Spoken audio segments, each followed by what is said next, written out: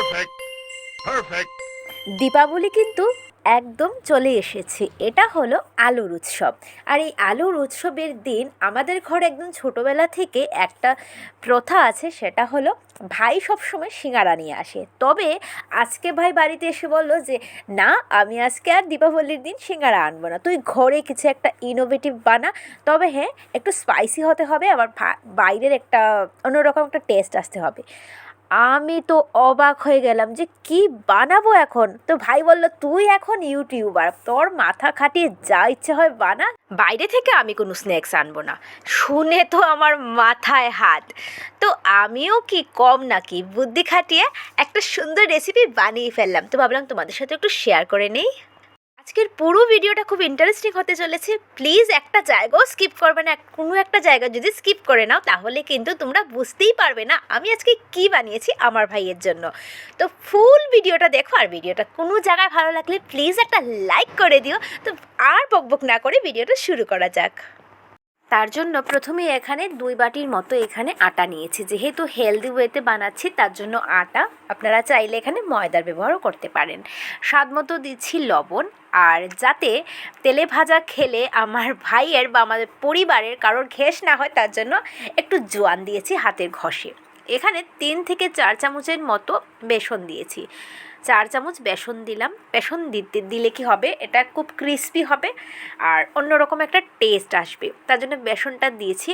এবার সব কিছু শুকনো উপকরণ ভালোভাবে একটু চামচের সাহায্যে মিশিয়ে নিচ্ছি। এবার এখানে তেল দিচ্ছি। তোমরা যদি একটু বড় লোক হও তাহলে অবশ্যই এখানে একটু ঘি বা বাটার দিতে পারো, তবে অবশ্যই মেল্ট করে। তো আমি এখানে সাদা তেলের ব্যবহার করছি। 4 চামচের মতো সাদা তেল এখানে লেগেছে। এবার খুব ভালোভাবে এটাকে মোট করে নিয়েছি। যখন একদম মুষ্টির মতো হবে আর ভেঙে ভেঙে যাবে না, তখন বুঝবি যে হয়ে গেছে। তোমাদের যদি মানে একদম মুষ্টি না হয় তাহলে আরেকটু তেল এখানে দিয়ে দিতে পারো। এবার 1 বাটির মতো জল নিয়েছি, নিয়ে অল্প অল্প করে জল দিয়ে খুব ভালোভাবে একটা মিডিয়াম একটা টাইট ডো তৈরি করবো। একদম বেশি টাইট না, আবার বেশি নরমও না, এরকম না। তো এই তো আমার টাইট একটা ডো কিন্তু তৈরি হয়ে গেছে। এবার এটা ঢেকে রেখে দেবো। এটা এইদিকে রেস্ট হোক, অন্যদিকে আমরা আলুটা তৈরি করে নেব। এখানে 4টা মিডিয়াম সাইজের আলু গ্রেট করে নিয়েছি খুব ভালোভাবে, দেখো। আর গ্রেট করলে খুব সুন্দর, ভেতরে দানা থাকে না। 1 চামচের মতো লঙ্কা গুঁড়ো দিয়েছি, সামান্য একটু হলুদের গুঁড়া, আর একদম আধা চামচের মতো জিরের গুঁড়ো দিয়েছি। আর দিচ্ছি 1/2 চামচের মতো এখানে গোলমরিচের গুঁড়া। আর এখানে চাট মশলা নিয়েছি। এটা দিলে এটার ফ্লেভার, এত চটপটি একটা ফ্লেভার আসে, ভীষণ ভালো লাগে। এবার স্বাদ মতো লবণ, যেটা ছাড়া সব ইনকমপ্লিট। আর যেহেতু শীতের সিজন তার জন্য ধনেপাতা ছিল, ধনেপাতা দিয়ে দিয়েছি। যদি ঘরে ধনেপাতা না থাকে তাহলে এখানে কস্তুরি মেথি হাতের মধ্যে ক্রাশ করে দিয়ে দিলেও হবে। এবার সামোসা স্টাফিং কিন্তু রেডি, তবে একদম লাস্টে এটার মধ্যে আরেকটা জিনিস আমি মেশাবো। তো একটা সাইডে এটা রেখে দেবো ভালোভাবে মিক্সড করে।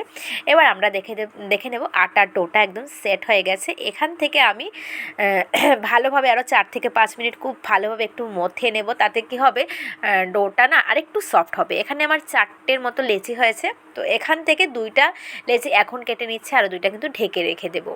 তো এবার বেশি পাতলা না, আবার বেশি মোটাও না, এরকম একটা রুটি আমরা বেলে নেব। একটা না, 2টা, কারণ আমাদের এখানে চাই 2টা রুটি। আর এই সব কিছু মানে 2 কাপ 2 বাটি আটা দিয়ে আমার এখানে 4টের মতো রুটি হয়েছে। তো আমি প্রথমেই 2টা রুটি এখানে বেলে নিচ্ছি। আর একদম পাতলা করা যাবে না, এটা আবার বেশি মোটা ভারীও রাখা যাবে না কিন্তু। এই তো একটা রুটি হয়ে গেছে।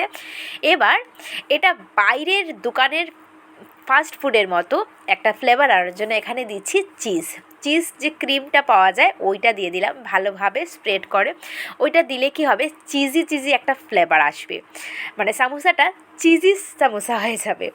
এবার আলু স্টাফিংয়ের মধ্যে আমি 3 চামচের মতো কর্নফ্লাওয়ার দিচ্ছি।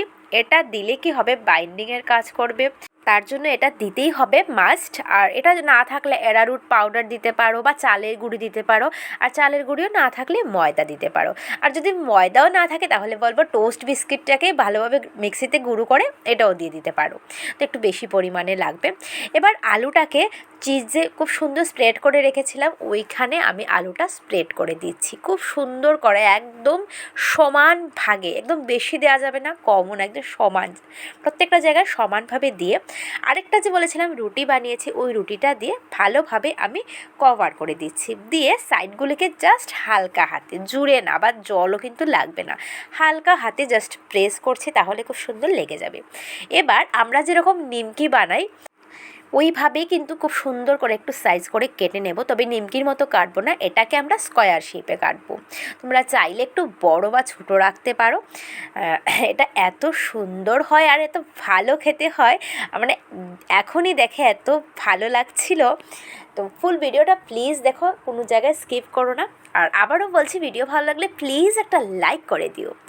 এবার দেখে নাও কীভাবে সামোসাটা তৈরি করছি, ইনোভেটিভ সামোসা। তো এই যে স্কোয়ার জায়গাটা নিয়ে দুইটা জায়গা এইভাবে, আর উল্টো দিকের আরও দুইটা জায়গা এইভাবে কিন্তু জয়েন্ট করে দিলেই খুব সুন্দর একটা শঙ্খ সাইজের, শঙ্খ শেপের একটা সামোসা কিন্তু আমরা পেয়ে যাব।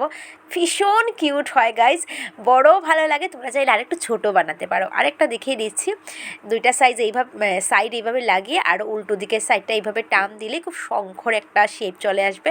শঙ্খ বলতে পারো, যে কোনো ফ্লাওয়ার বলতে পারো। তো সবগুলো রেডি হয়ে গেছে, আমি মিডিয়াম সাইজের বানিয়েছি, তোমরা চাইলে বড়ো ছোটো করতে পারো।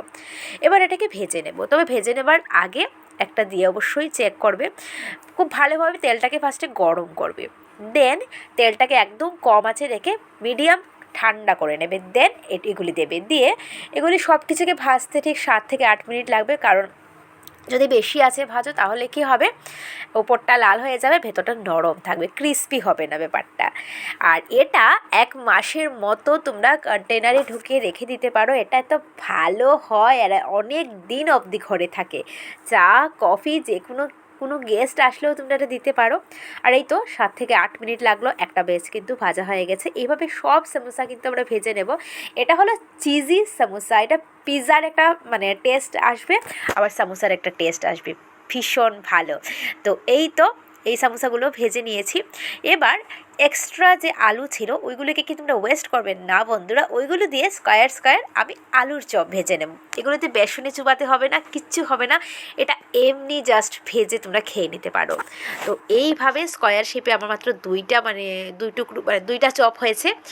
এবার স্কোয়ার শেপ দিয়ে দিয়েছি, এবার এগুলোকেও ভেজে নেব। কিছুই না, তেলের মধ্যে জাস্ট ছেড়ে দেবে, তারপর হালকা করে চামচ দিয়ে গরম তেলটা ওপরে দেবে। আর এই তো উল্টে পাল্টে আলুর চপটাও কিন্তু রেডি, আমার দিওয়ালি স্পেশাল সামোসা, চিজি সামোসা।